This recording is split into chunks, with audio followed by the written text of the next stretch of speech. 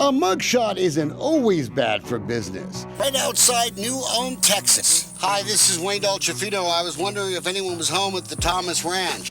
The Austin County Sheriff busted me for trespassing years ago while I was investigating who designed that fancy ranch house of the Harris County Sheriff of the time. You paid him thousands of dollars? Yeah. Okay.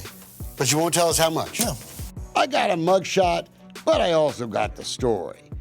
But when you're a family lawyer, getting accused of choking your own wife, well, that's a much bigger problem. Rick Ramos faces a judge in late May charged with assault. But it's not the only trouble Ramos is facing now. The state bar is investigating after complaints from multiple clients about how Ramos spent the money they paid him. It's the ultimate betrayal. He knew that money. You knew that money was my mom's retirement. If you could talk to Rick Ramos right now, what would you tell him? I don't think I can say that on film.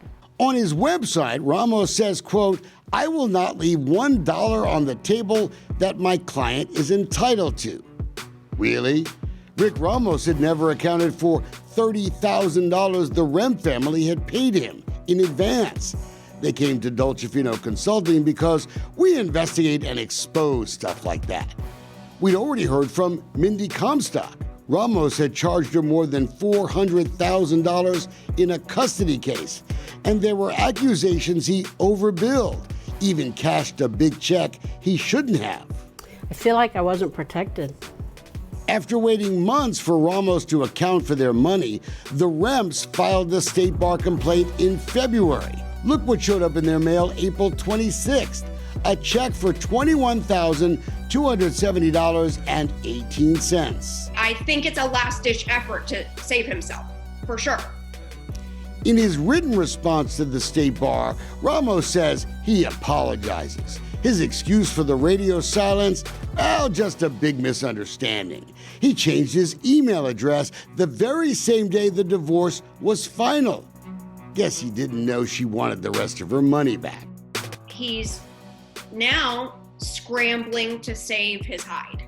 Sometimes you can dig holes deeper. Wonder why there was no apology in the envelope Kate Remp got. Just the check and an invoice.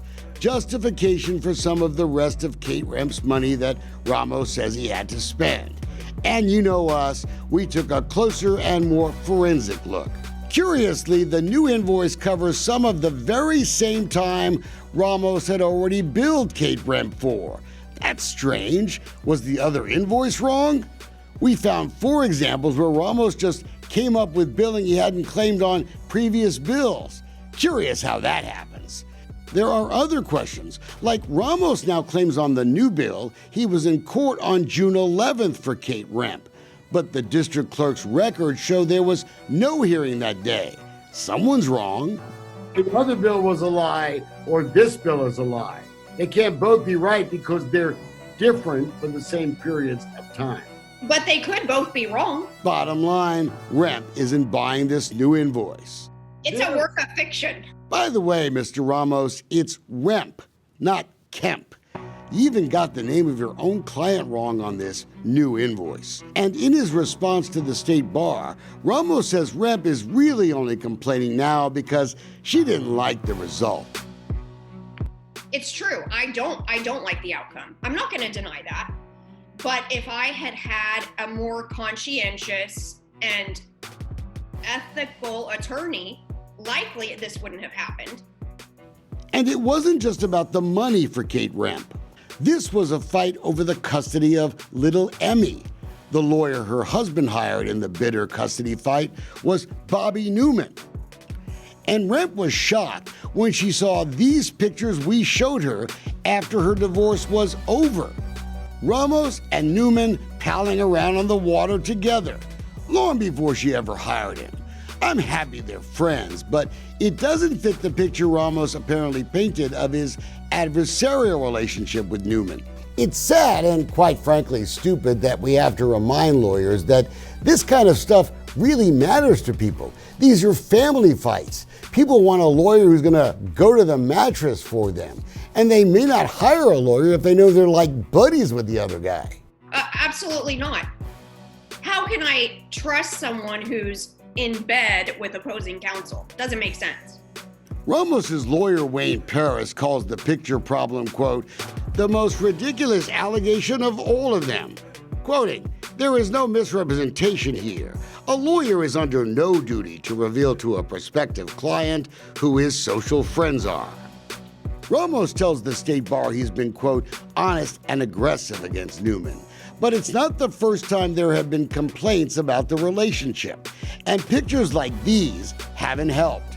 Rick Ramos represented Marceli Guimaraes. You remember, the mom who fled to Brazil with her son because she thought her claims of domestic abuse were being ignored. Newman represented her doctor husband. Add her to the list of Ramos clients who feel betrayed. It's no words, right? It was really shocking because can you imagine that all these years I had no idea that I was being betrayed by my own lawyer? But do these pictures really describe the entire relationship? Ramos's former bookkeeper, Julie Hilsche, is raising the bar in this state bar investigation. Newman would never pay Rick, but Rick was always paying Newman. So it was a very bizarre relationship. Look, I know lawyers sometimes pay other lawyers for referral fees, but don't you think that prospective clients have a right to know if there's a financial relationship? I do. Dolce Vito Consulting provided a sworn affidavit to the state bar, detailing our phone conversations with Julie Hilsche.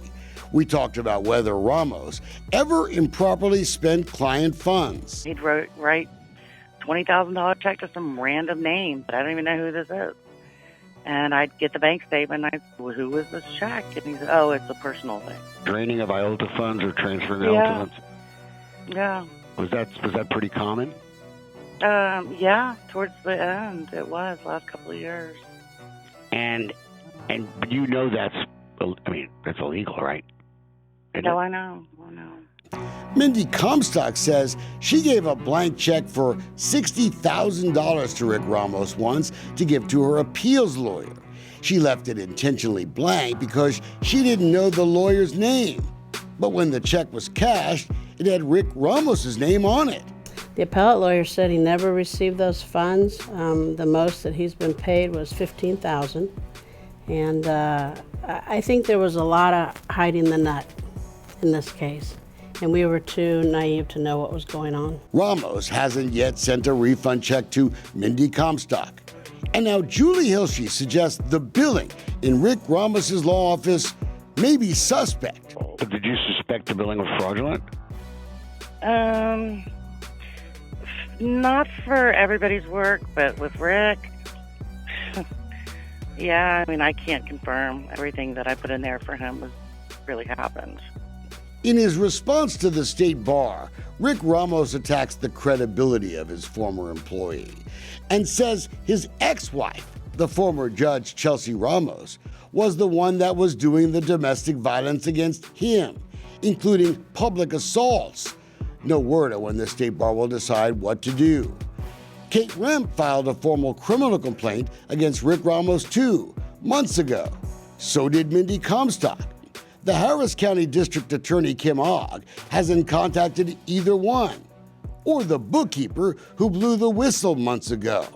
She claims Ramos has now sent her a letter telling her to stop talking. That's what happens when the DA's office drags its feet. It seems like something that the DA's office should care about, that there are family attorneys taking advantage of families who hire them. The family court has been closed for months. When it reopens, Kate Remp has a message for this bastion of family injustice. You would hope that family attorneys would be the most stand-up of the bunch, right? Because people who are going through heinous personal experiences seek these attorneys' assistance, and to be taken advantage of at a time when you're the most vulnerable, it makes you even more reticent to trust people.